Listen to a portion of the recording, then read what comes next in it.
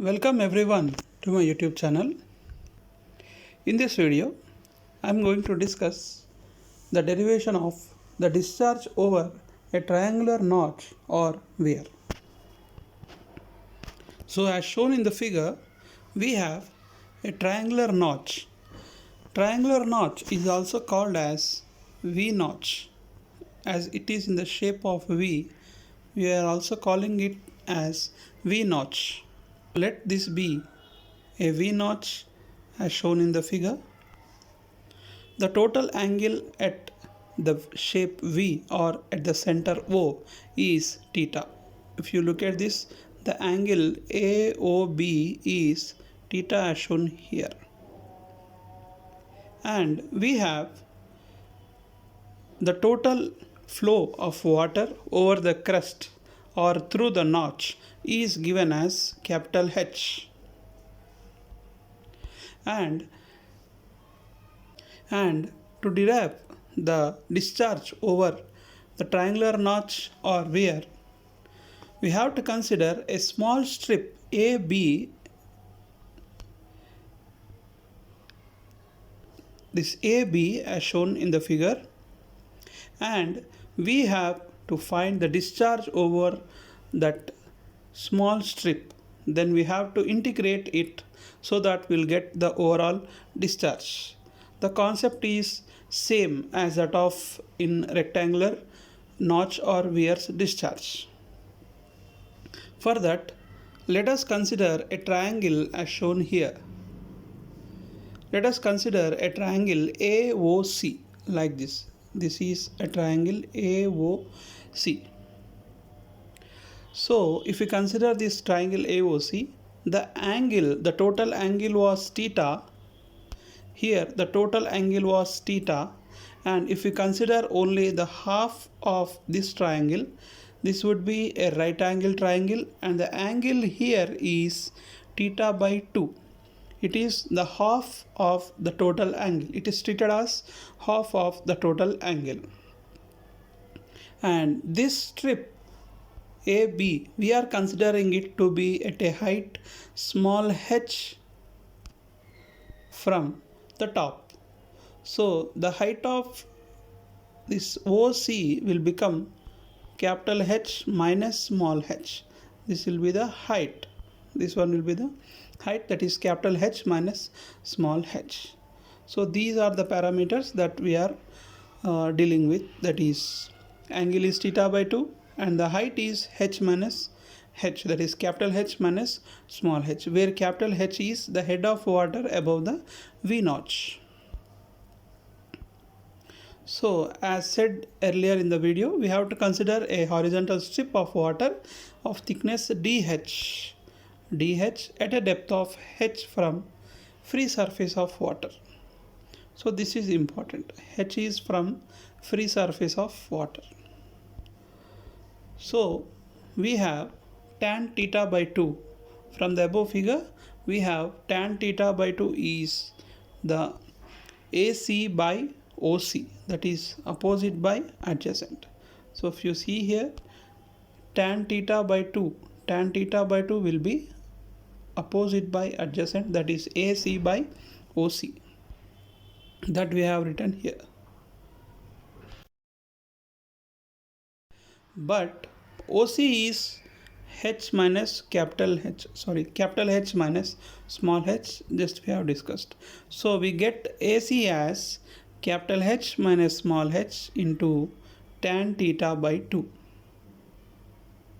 And we have the width of the strip, the total strip we have, this strip AB up to this is A, B, and this is C and O. So what is this AB? AB is nothing but it is 2 times AC. From similar triangle rule, it is 2 times AC. So we have AC as H minus H into tan theta by 2. So this is nothing but AB is equal to 2 times AC. So I have written like this. So area of strip is nothing but that width. If you consider this, that width that length of the strip into the height of the strip, that is dh. So it is in not a rectangular shape, this strip, we are considering it as a rectangular one for the sake of derivation. So that area of strip is nothing but this length into width. Length is 2 times EAC, that is 2 into capital H minus small h into tan theta by 2, and width is dh. Next, so as we know, the theoretical velocity through the strip is always given by v is equal to root 2 gh.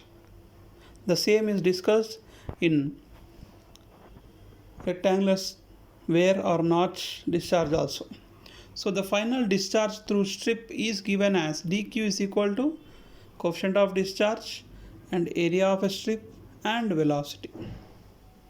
The product of CD and area of strip into velocity, as discharge q is equal to area into velocity, that we know. So I have multiplied the correction factor or the coefficient of discharge. So we get like this, CD into 2 times h minus h tan theta by 2 into root 2 gh into dh. So the total discharge is calculated by the integration of this dq with respect to 0 to h. So we get it as 0 to h CD. This I have written like this here. That's it. 2 CD h minus h tan theta by 2 root 2 gh into dh. So upon these calculations, according to the integration rule, we get it as 2 times CD tan theta by 2 root 2g. We are writing it outside the integration part, and this we are integrating it like this, h minus h into small h power 1 by 2 into dh. So I am multiplying h into small h power 1 by 2 and small h into small h power 1 by 2. Then I will get it as capital H into small h power 1 by 2 here, and if I multiply this small h power 1 and small h power 1 by 2, we get small h power 3 by 2 into dh. So integrating each part, we get keeping small capital H like that only, because we are integrating capital H like that, because we are integrating with respect to h small dh. So capital H into h power 1 by 2 integration is h power 3 by 2 by 3 by 2, and h power 3 by 2 integration is h power 5 by 2 by 5 by 2. This we know from the basic integration rules. So this I am writing it like this, and upon this small simplification, please note it carefully, and this after the calculations we get 2 CD tan theta by 2 4 by 15 h power 5 by 2, and on the simplification we get Q, that is discharge over the triangular weir or notch, is given as 8 by 15 CD tan theta by 2 root 2g h power 5 by 2. So if we consider that triangle as a right angled V notch, if the theta is 90 degrees, we have mentioned that theta and theta by 2 at the center or at the apex. Fine. So if we consider the theta as 90, then tan theta by 2 will become tan 45 and it is 1. So the discharge will be 8 by 15 if we substitute tan theta by 2 as 1, and if we consider coefficient of discharge as 0.6, because this is considered to be a standard discharge. If at all anywhere the discharge is not given, the coefficient of discharge is not given, we can take 0.6 as granted, and we know the G value. So Q is taken as 1.417 h power 5 by 2. So this is for the right angled V notch. So this is also asked in GATE or any other competitive examinations. So that's all regarding the derivation of the discharge over triangular notch or weir. Hope you liked the video. Thank you very much.